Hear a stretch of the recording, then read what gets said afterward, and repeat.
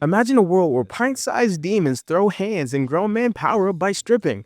And no, I'm not talking about JoJo or Dragon Ball Z, let me just make that clear real fast. I'm talking about the 14-year-old who's too tired for everyone's own stupidity, who's gonna save the world with his child best friend demon brother. That's right, the one and only, the Zatch Bell? Do people say the Zatch Bell? Whatever, Zatch Bell.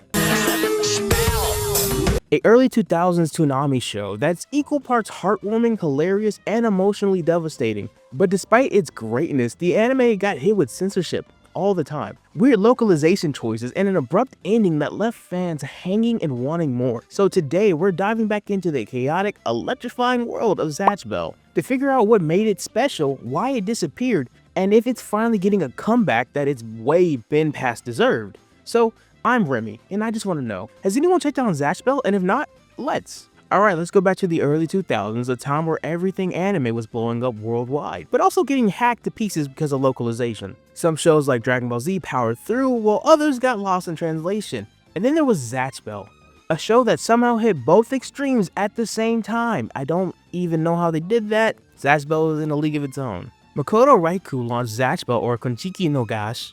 Yo, my bad, and my Japanese is still trash. Yeah, we're gonna have to hold that. Anyway, in Weekly Shōnen Sunday, not Jump. Just to clarify, I only found out recently a lot of people didn't know there was more than Shōnen Jump in Japan. I'm begging you guys to read more than Shōnen at some point in your lives. Please, there's such a vast world of manga out there. I'm begging you. Anyway, Zatch Bell was published in 2001. The premise, 100 kids, each with magical powers sealed by books, come to the human world to fight to be the next Wait a minute. Ooh, I can't say that. I can't. It's not marketable to the West. How are we gonna call them? We're calling them Emotos? What does that mean? You don't know either? Okay, well, all these 100 kids fighting a battle royale become the next Momoto king of their world. Sounds like a pretty standard shonen setup, right? But Zatch Bell wasn't just about big fights. It was about pain, heartbreak, and the kind of emotional damage that sticks with you for years just because a dude couldn't hang out with his girlfriend because she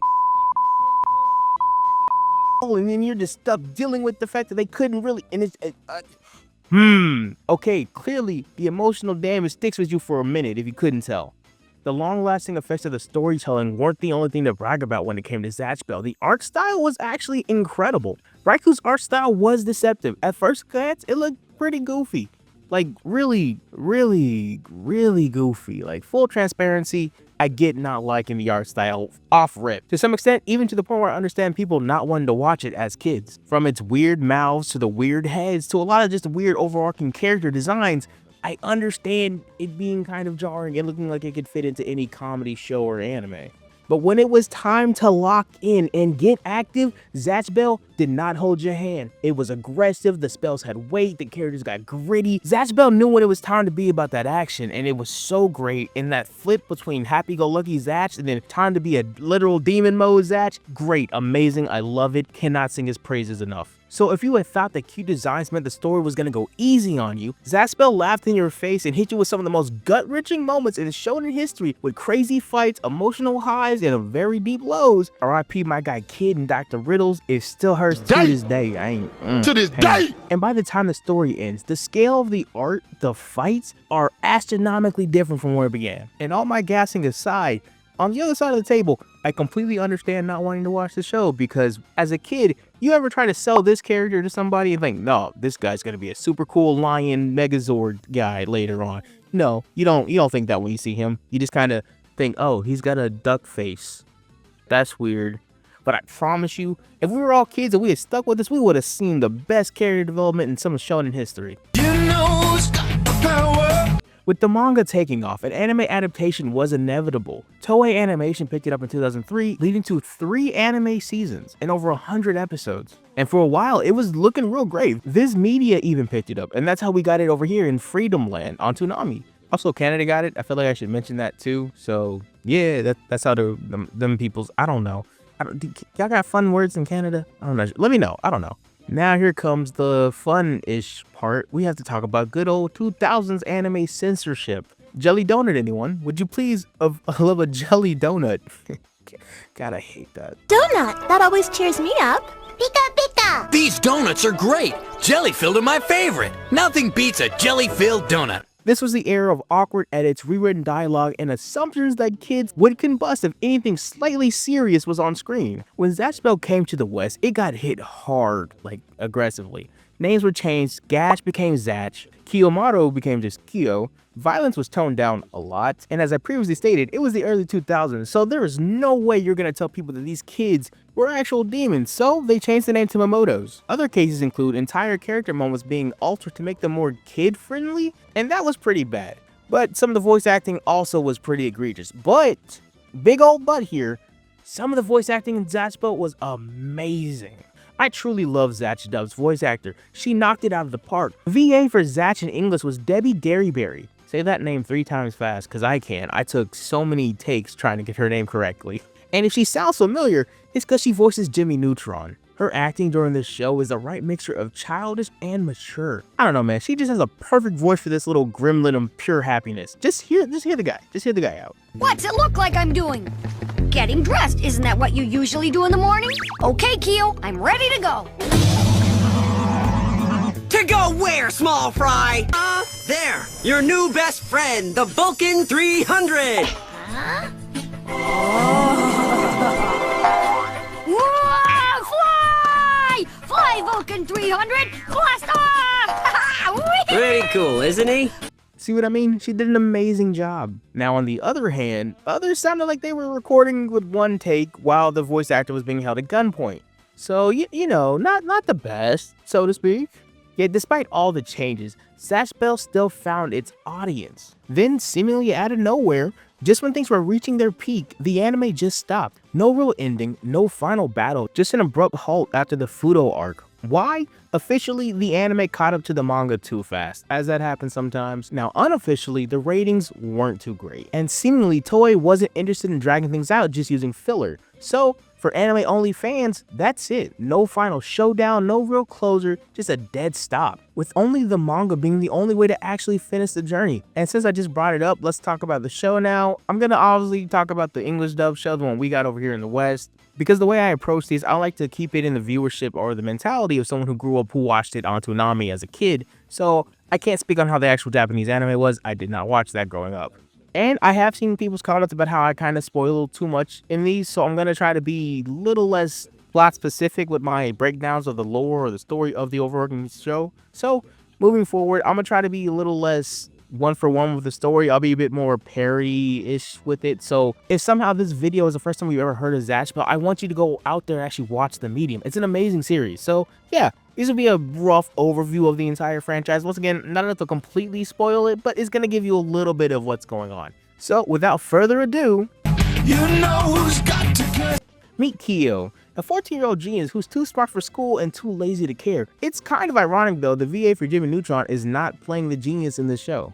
I know some casting director enjoys every dumb bit of that irony. Anyhow, one day his dad kinda yeets a child onto him named Zatch, a little gremlin that's there to make his life better. Cause Kiyo's kind of a jerk, like most of the time, to most people. And Kiyo's dad was hoping Zach's overall positive nature would help Kiyo kind of chill out and bring down the edge. He's 14, he doesn't need to be that much of a jerk. And as it turns out, Zach isn't just a weird kid with amnesia, he's a Momoto, who is definitely not a demon child, sent to Earth to definitely not battle to the death, to become definitely not king of the definitely not demon world. It's later discovered that this happens every 1,000 years, and not a single historian has ever recorded it. Somebody is doing horrible at their jobs. If every 1,000 years a bunch of superpowered children show up across the world and fight to the supposed not death, you would think one person would take some kind of note saying, man, it sure is scary that this happens every 1,000 years. Let me leave a note for the next 1,000-year people to deal with this and make countermeasures. I don't know. I'm being hyperbolic. It doesn't matter. And just like those historians, Zatch also has no memories of his past. But he does remember one thing. He hates bullies. Also, he shoots lightning out of his mouth, but he doesn't actually know that, technically. Because during the first few arcs of the show, Zach goes unconscious every time he does a magic spell from the book. And this unique fighting limitation on Zach gives Kiyo and Zach a good chance to bond, because without Kiyo, Zach can't use spells. But without Kiyo being in the area, Zach doesn't know where to fire because he's unconscious. This disposition they find themselves in helps them bond faster as a duo, which is very interesting. While it is interesting, Kyo is naturally not thrilled about this whole situation and being forcefully tossed into an anime battle royale to decide the fate of the not demon world. As an antisocial too smart to deal with this kind of you lesser people types, he's naturally against the whole thing, but after getting electrocuted too many times and a couple of life or death matches, and Zatch just being the best friend slash brother he never knew he needed, he decides, you know what, might as well roll with it. Hey, Truckula! You son of a bitch! Meanwhile, the show starts to introduce other Momoto human pairs like Sherry and Brago. My goats, Sherry and Brago. They were so cool, man. Let me tell you something, man. I love characters that have cloaks for no reason, and Brago was just dripped out to the socks with the mink and the fur coat and whatever that is. You know what, bro? Peak character design is characters with cloaks that don't need it. Brago fits that category. I'm checking off all the boxes. My guy was nice with it. And now on the other side of the spectrum, you had characters in Walking Disasters like Momon and Ellie Chivas. Those two were definitely unique. And you also had a grown man whose signature move was to strip and yell boing boing. And I say this not to slander the goat of all goats. Fagore and Kachime are like the best characters, man. When I was younger, I could not appreciate how cool they were because they looked dumb. I'm not even gonna lie to you. They genuinely looked incredibly stupid. But now that I'm older and I've reread it and I've rewatched some stuff, bro, they are so amazing. And I'm so mad at myself for not liking them when I was younger. They're amazing. I love them. They can do no wrong. Some might even say a certified hood classic. I don't know. I'm not the ones who said it, but some might, you know? Anyhow. Well, okay, that was dumb. Throughout their journey together, they made a unique cast of friends and foes alike. The duo grows as a pair and even learn what it means to fight for each other along the way. As Kyo and Zatch fight their way throughout the competition, the series actually gets weirdly emotional. The not demon kids don't actually die when they lose. Can't be showing kids getting killed on Cartoon Network now. Come on, they don't do that. They just kind of disappear back to their world forever. And you know, that doesn't sound too bad on paper, but these kids are terrified. Some are tore up inside and outwardly from losing. Others don't even want to be there to begin with to even fight, but they're forced to because their books make them. It's a whole emotional internal struggle for all these people involved, and it's a really heavy, surprisingly heavy from our weird Pokemon-like show. Over here saying, I choose you, depression. Like, you know, none of these kids, well, some of them probably actually, some of them did want to smoke. I lied. Some of them kids actually were literally just demons. But for the ones that weren't actual demons, it turns into an absolute tearjerker where characters we love get erased from existence. You know, it's scary.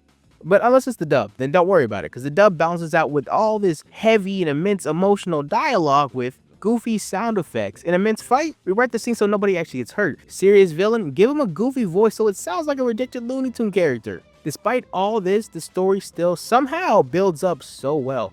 Zack and Kyo both get stronger, uncover secrets about Zack's forgotten past, and fight with some seriously unhinged villains. The one major bad guy we get in the animated show is brain controlling everybody to do what he wants. One could say he's not very based, you know? Like, not filling the vibe check. Just saying, not a good guy. As the story continues, the fights get wilder, the stakes get higher, the story gets crazier. Zack even learns to sort of control his dragon, and then, right as the story is reaching its biggest showdown yet, the dub just stops.